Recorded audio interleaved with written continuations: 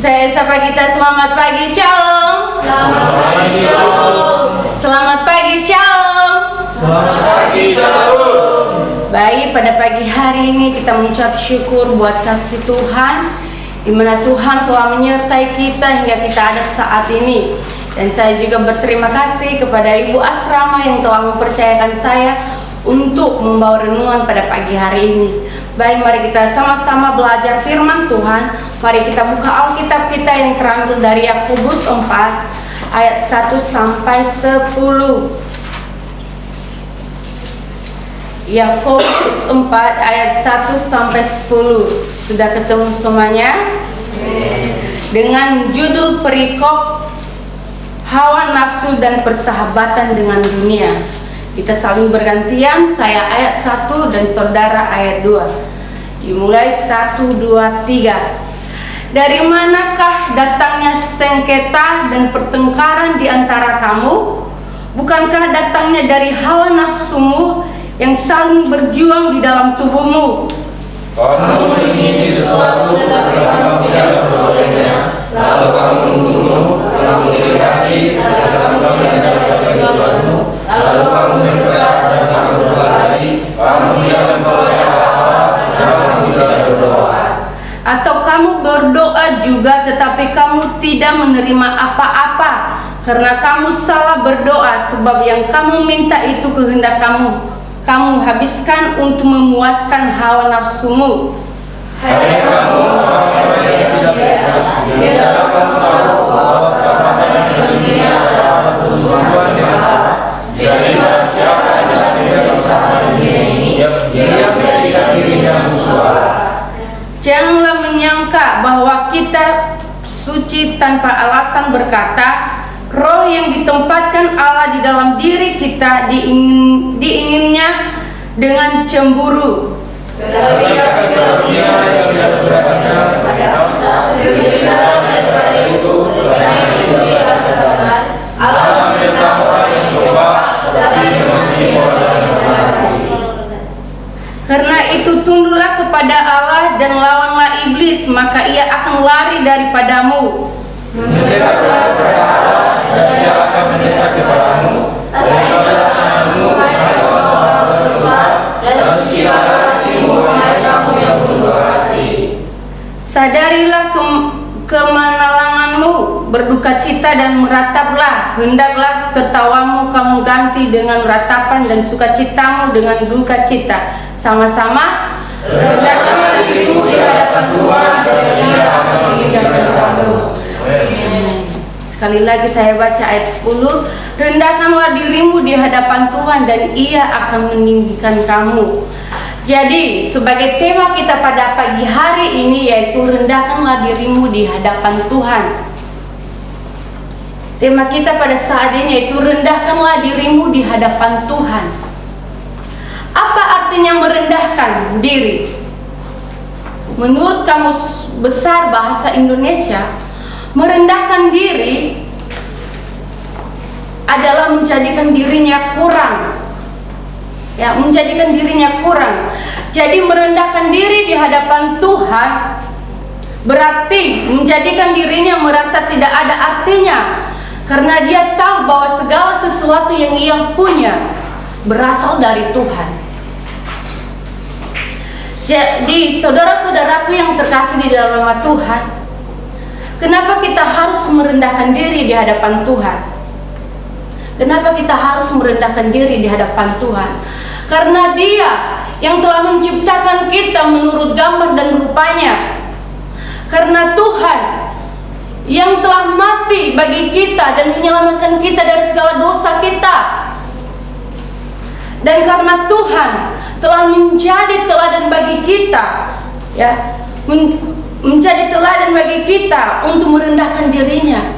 Kalau kita lihat dari Filipi 2 ayat 7 sampai 8, bahwa Tuhan kita mengusungkan dirinya dan mengambil rupa seorang hamba dan menjadi sama dengan manusia.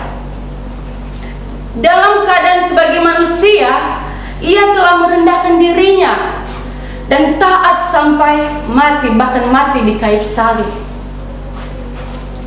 Jadi saudaraku yang terkasih dalam Tuhan, sangat jelas kenapa kita harus merendahkan diri di hadapan Tuhan, ya. Karena Dia sudah mati bagi kita.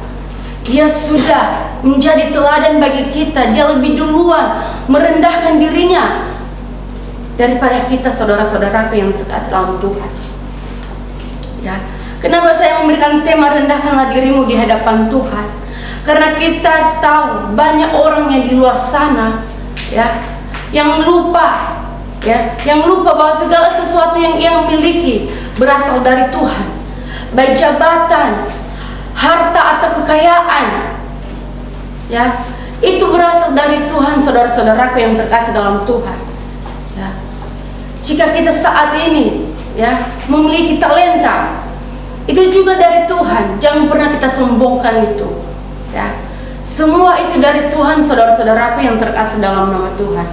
Ya, bagaimana supaya kita tidak terjerumus, ya, dari segala, ya, dosa ini, ya, dari hawa nafsu dan persahabatan dengan dunia ini, ya. Jadi saudara-saudaraku yang terkasih dalam Tuhan, ya, bagaimana ciri orang yang merendahkan diri di hadapan Tuhan? Satu, tunduk kepada Allah. Sangat jelas di ayat 7, karena itu tunduklah kepada Allah dan lawanlah iblis, maka ia akan lari padamu. Jadi saudara-saudaraku yang terkasih di dalam Tuhan, kalau tunduk kepada Tuhan, bagaimana sih orang yang tunduk kepada Tuhan? Dia takut akan Tuhan, dia menaati setiap firman Tuhan, ya, sehingga ia menyadari bahwa Tuhan adalah Yesus juru selamatnya yang telah mati bagi dia, ya.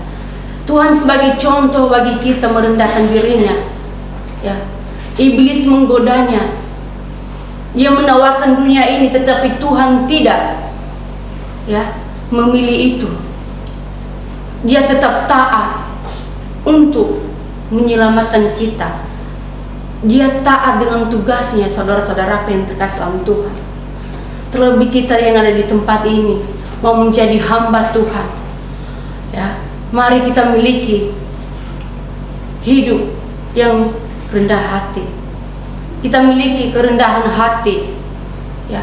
Apapun yang kita punya, baik kita di saat kita sukses nanti, menjadi hamba yang sukses nanti, jangan pernah sombong, karena itu dari Tuhan semuanya, saudara-saudaraku yang terkasih Tuhan. Ada amin? Amin. Kedua, orang yang memiliki kerendahan diri di hadapan Tuhan adalah orang yang mendekat dengan Tuhan. Jadi yang keduanya yaitu mendekat dengan Tuhan. Sangat jelas di ayat 8, mendekat kepada Allah dan ia akan mendekat kepadamu. Jadi orang yang memiliki kerendahan diri di hadapan Tuhan adalah orang yang mendekat dengan Tuhan. Jadi orang yang tidak mendekat dengan Tuhan, maka ia tidak merendahkan dirinya, karena dia tidak tahu bahwa yang ia miliki atau berasal dari Tuhan. Jadi orang yang merendahkan dirinya, dia dekat dengan Tuhan, ya. Dia dekat dengan Tuhan, ya, melalui apa, saudara-saudaraku yang terkasih dalam Tuhan? Melalui persekutuan, ya, doa, ya, membaca firman Tuhan setiap hari dan merenungkannya, ya. Itulah orang yang merendahkan diri di hadapan Tuhan. Jadi saudara-saudaraku yang terkasih dalam Tuhan, orang yang merendahkan diri kepada Tuhan yaitu orang yang tunduk dan mendekat kepada Tuhan, sehingga ia tidak terjerumus dengan dunia ini, hawa nafsu atau persahabatan dengan dunia ini, atau keangkuhan hidup ini, kesombongan diri kita. Jadi saudara-saudaraku yang terkasih dalam Tuhan, pada pagi hari ini mengingatkan kita bagaimana kita merendahkan diri di hadapan Tuhan. Kita harus tunduk kepada Tuhan, terus mendekat dengan Tuhan. Kalau kita tunduk kepada Tuhan, maka kita akan diberkati oleh Tuhan. Kita akan bisa melawan dunia ini, ya. Kita bisa melawan keangkuhan dunia ini, hidup ini, kesombongan dunia ini.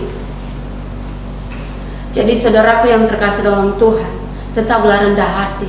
Kalau kita rendah hati, rendah diri di hadapan Tuhan, maka Ia akan mengizinkan kita. Amin. Amin. Demikianlah firman Tuhan pada pagi hari ini. Tuhan Yesus memberkati.